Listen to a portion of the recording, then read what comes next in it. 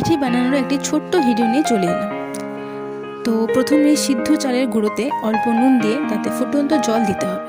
মনে রাখবেন জলটা যেন খুব গরম হয়, কেননা খুব গরম জল ছাড়া চালগুঁড়িটা ঠিকভাবে মাখা যাবে না।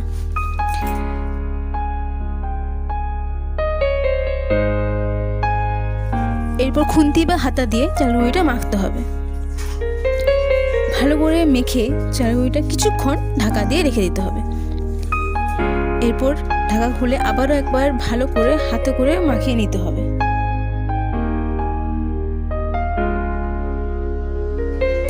এরপর হাতে ছোট ছোট ডো নিয়ে তাতে পুর ভরে নিজের মতো শেপ দেবেন।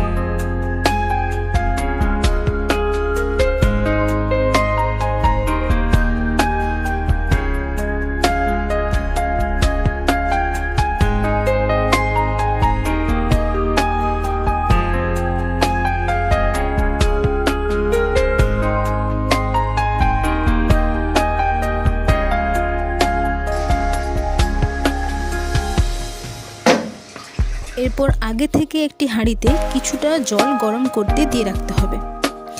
হাঁড়ির ওপর ফুটোযুক্ত পাত্রের ভেতর পিঠেগুলোকে ঢাকাতে 10 মিনিট রাখতে হবে।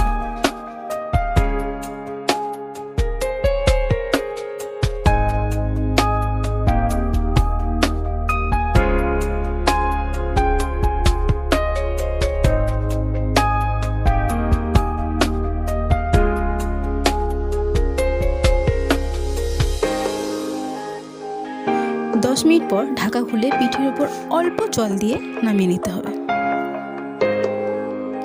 বাড়িতে অবশ্যই বানিয়ে দেখবেন এবং ভিডিওটি কেমন লাগলো সেটা অবশ্যই জানাবেন। আজকের মতো এইটুকুই, টাটা।